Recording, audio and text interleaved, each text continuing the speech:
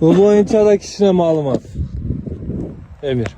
Бул тайгазан эмне деген суроого жооп, бул тайгазан Кыргыздын улуттук оюндарынын, бул мындайча айтканда футболдун варатасы. Буга улакты салган нерсе да. Kim birinci ap gelip sagan ut desip. Ошол утат. Oşa.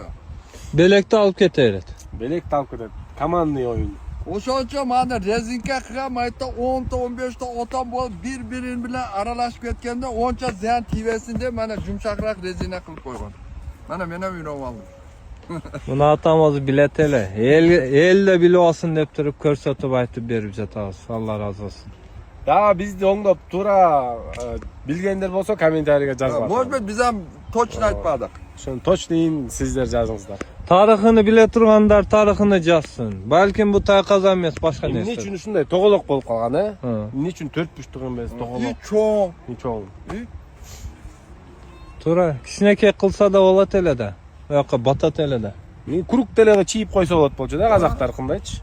Эмне үчүн ушундай болгон? Дөң кылган, ушуга салышкан. Aftırı kim, neçinci yıl, neçi kılın burun ha? Ооба, ким ойлоп таптı болуп экен деген суроо. Şu jonda жазсаңар ama oşo jonda bitta video çıkarıp bereriz. Ha?